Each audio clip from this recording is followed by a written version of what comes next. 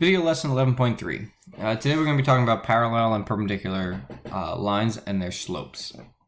So hopefully this is just a review and that you guys are okay with this part already, but just to make sure, because it is important for us to be able to use when we're moving forward and trying to prove these things on these figures using coordinate geometry. So I do want to take the extra time to just make sure that we're okay with them.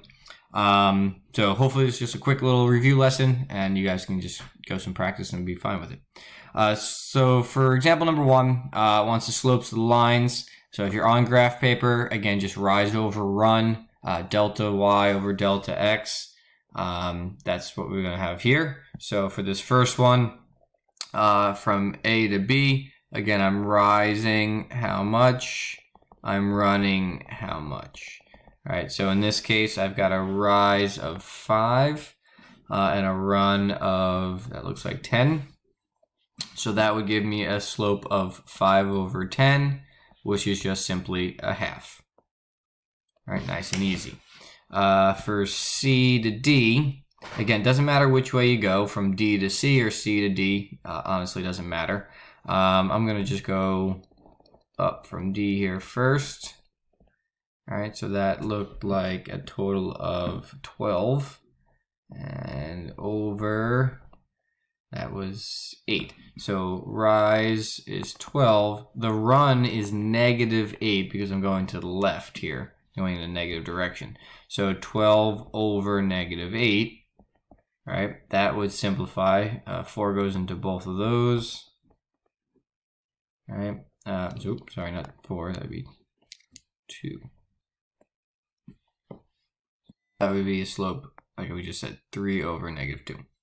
Again, I could have obviously went from C, so that would be down 12, and then right 8, so that would have been -12 over +8, which would have just resulted in this being -3 over 2. Same answers, all right? Just remember, the negative sign can only go with one of them. Can't go to both of them, because if they both have a negative, then it's a positive slope. All right, so if you don't have graph paper, as I'm sure you all know, slope formula is here. So here's your slope formula. You know, delta y over delta x, or the change in y over the change in x. Again, the order doesn't matter. Just notice, again, if you start with the first coordinate points and you're taking the second ones away, or you start with the second coordinate point, you're taking the first away. It has to be the same for both. That's the part that matters. So let's show that here on example number 2. We can actually find some slopes using the slope formula. So again, if I chose to call this, you know, x1, y1, and then this would be x2, y2.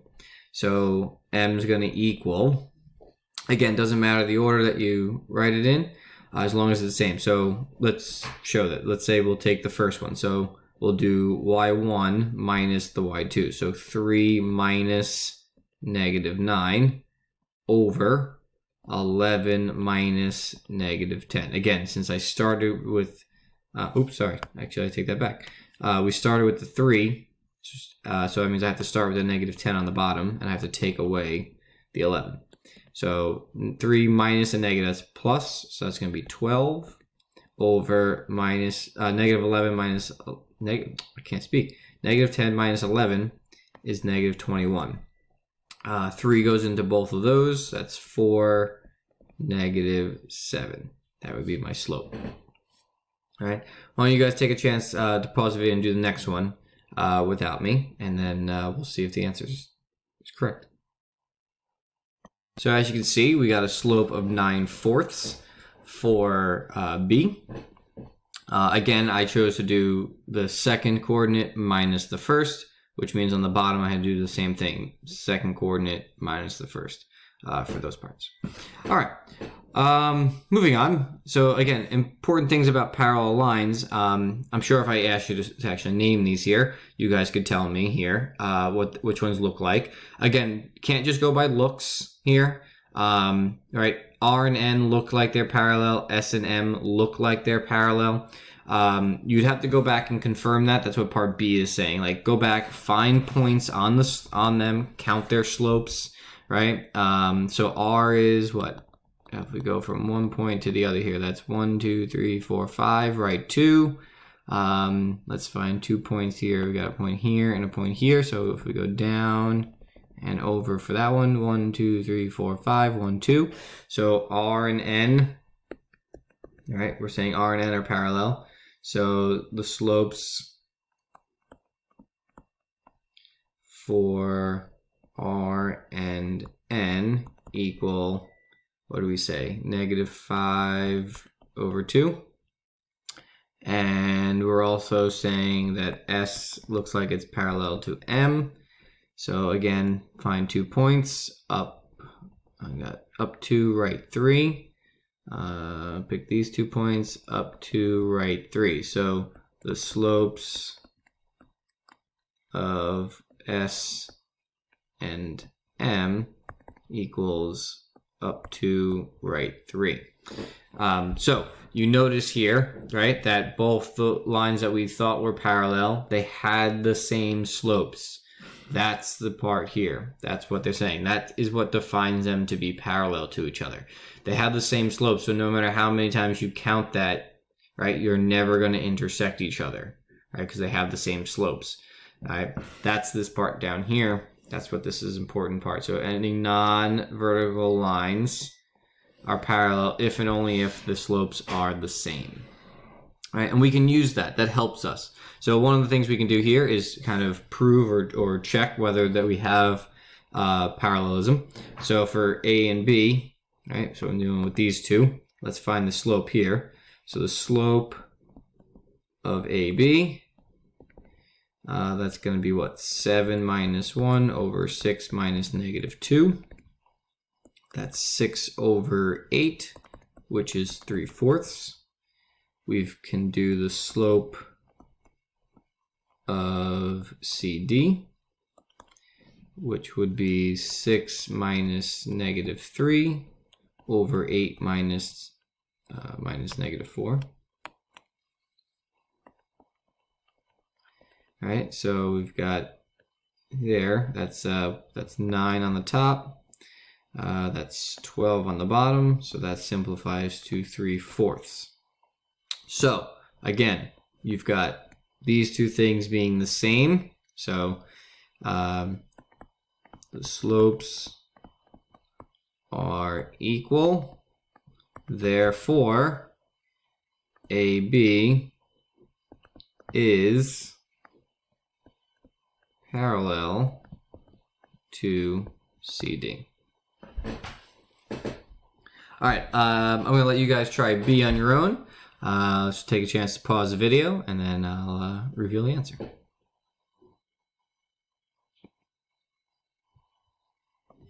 All right, so hopefully you've gotten here that the slope of AC is 2, the slope of BD was -0.5.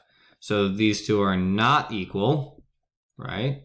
Therefore, AC is not parallel to BD. All right. C is a different type of question. That's the one where they're trying to say, well, given these conditions, what would the coordinate need to be in order for them to be parallel? So this one's a little bit trickier, but it's a good question. So they're saying E exists such that the x-coordinate is 12 and that ED is parallel to AC. So first off, we've got point E here, which is a new point.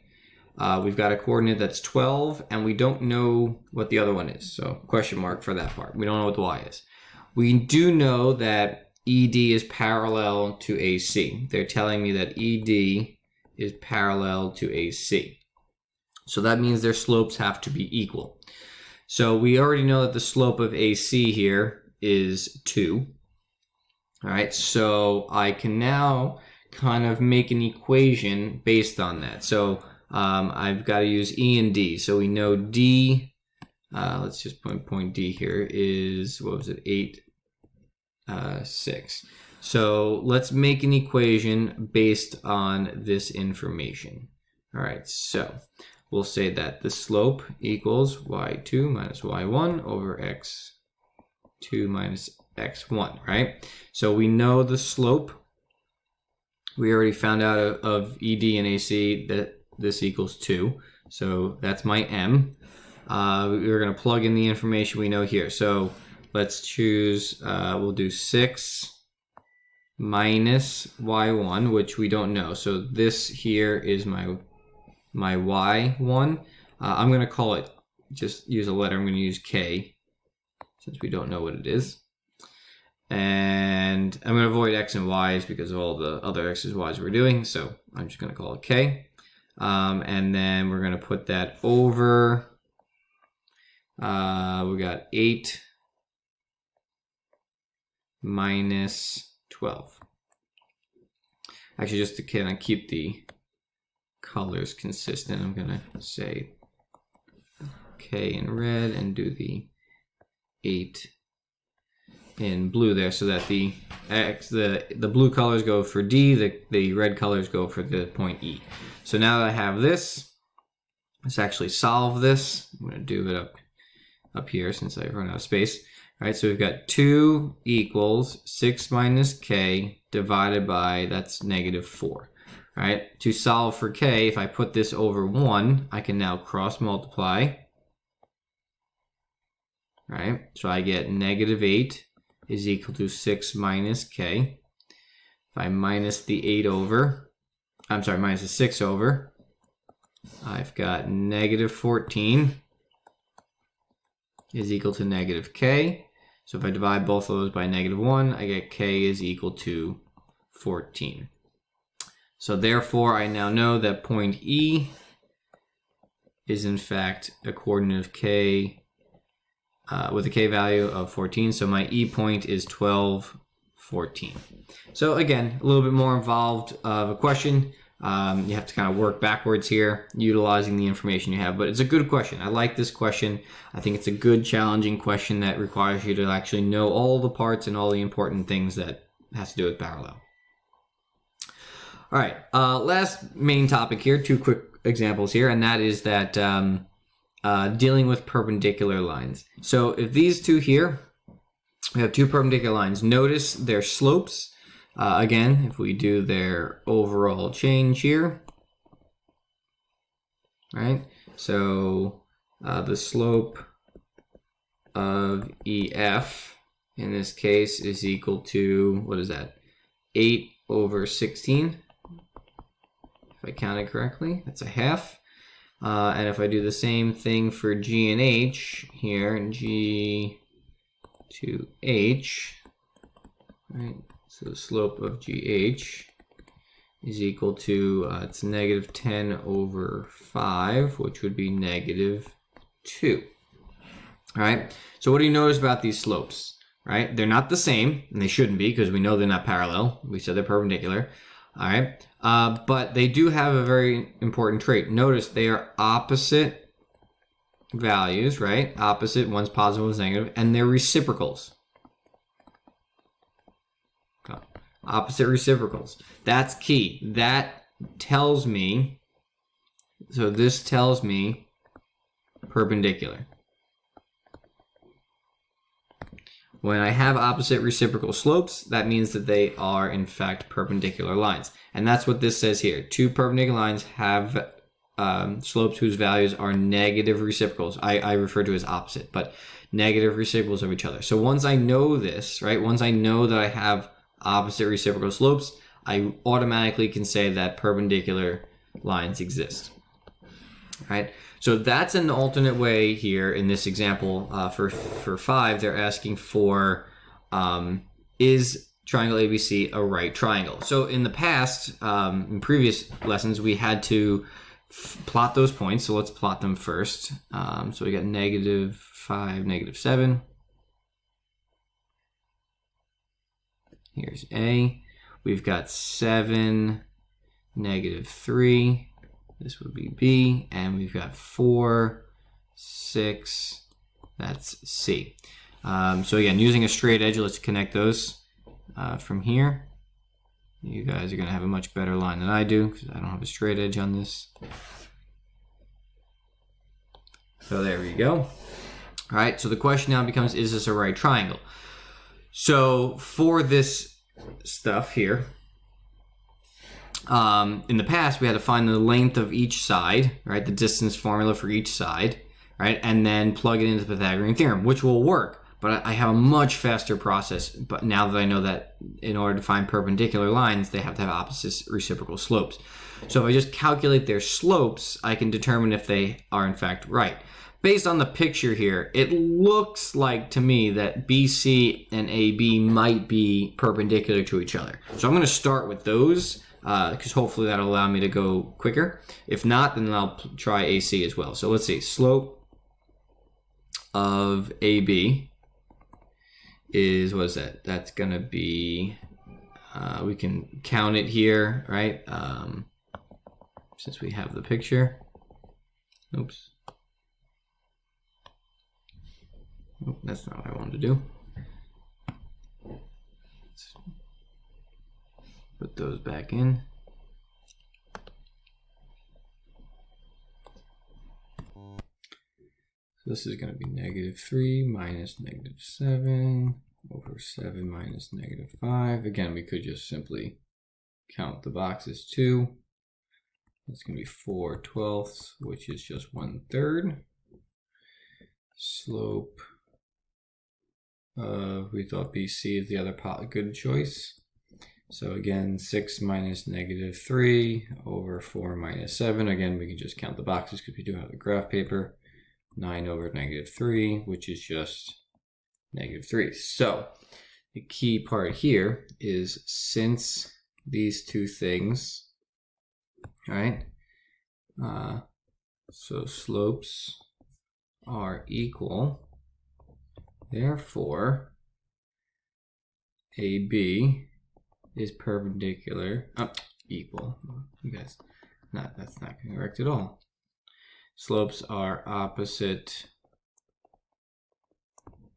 reciprocals. Therefore, AB is perpendicular to BC. And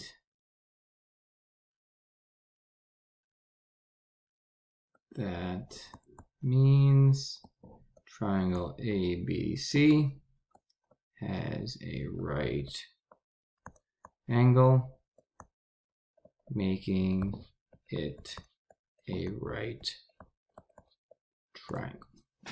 All right, so there's the video lesson for today, parallel and perpendicular lines. Take the opportunity to rewatch any of the video that you need to, follow up on and get more information. And don't forget to use the practice problems for better understanding.